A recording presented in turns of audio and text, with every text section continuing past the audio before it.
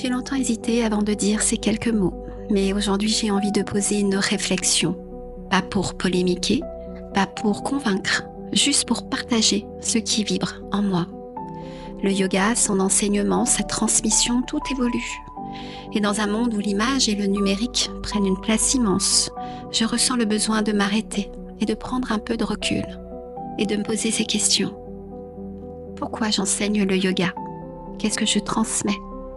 Et quelle est la valeur de ce que je partage?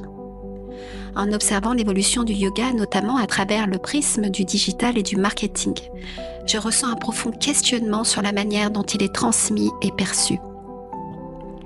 On trouve aujourd'hui une multitude de vidéos de yoga en ligne, souvent gratuites et accessibles en quelques clics. C'est une belle opportunité pour faire découvrir la pratique, mais il y a un vrai point qui me questionne.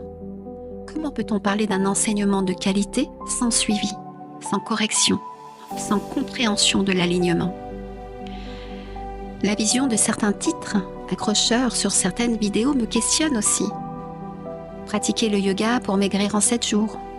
Le flow miracle pour évacuer votre stress instantanément.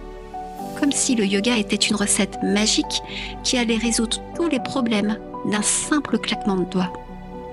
Dans une société où tout va vite, où l'on consomme du contenu en quelques secondes, comment peut-on réellement pratiquer le yoga dans la précipitation, en enchaînant une vidéo entre deux obligations du quotidien?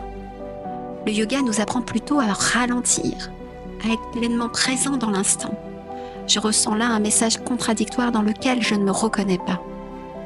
Le yoga n'est pas juste un enchaînement de postures, c'est une écoute du corps, un travail du souffle, une présence à soi, une exploration, des outils et un chemin vers soi qui demande engagement, conscience, expérimentation et compréhension. Et sans ces fondations, on passe non seulement à côté des bienfaits profonds de cette pratique, mais aussi, physiquement, prendre le risque de se blesser. Alors moi aussi, je suis tombée dans cette spirale du contenu gratuit.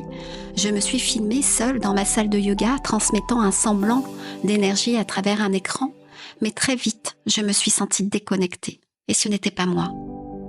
Je ne suis pas contre le partage gratuit, bien au contraire, mais je veux donner du sens à ce que j'offre. Et je crois profondément que nous devons sortir de cette course à la gratuité, qui finit par dévaloriser la pratique elle-même. Si nous voulons transmettre un yoga de qualité, qui honore ses racines et son essence, il est essentiel d'accepter que cet enseignement a une valeur. J'ai dernièrement eu un échange avec une personne, une infirmière de métier, qui me dit « Pourquoi le yoga n'est pas accessible à tous, comme en Inde, où il est souvent transmis gratuitement ?»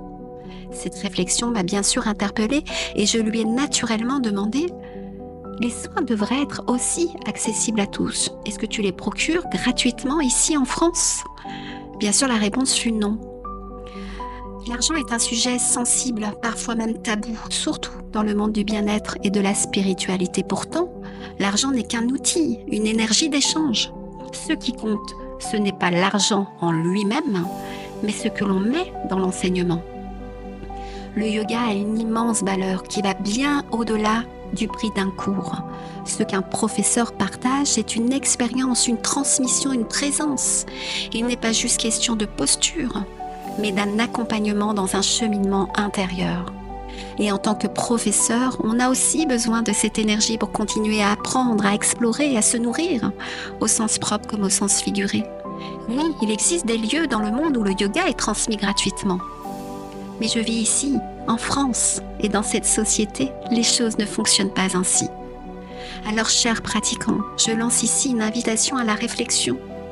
Lorsque vous recherchez du contenu gratuit à tout prix, que recherchez-vous vraiment? Le yoga ne se résume pas à une vidéo consommée à la va-vite entre deux obligations. Le vrai yoga, celui qui transforme, qui nourrit et qui fait grandir, se vit pleinement dans une vraie rencontre avec soi-même, dans la curiosité, sans attente particulière et dans l'acceptation de laisser agir un processus. Le tout enseigné personnellement. Alors je ne prétends pas avoir la vérité absolue, mais j'avais juste envie de partager cette réflexion. Car si ce message résonne en vous, peut-être qu'il ouvrira une nouvelle perspective sur la valeur du yoga.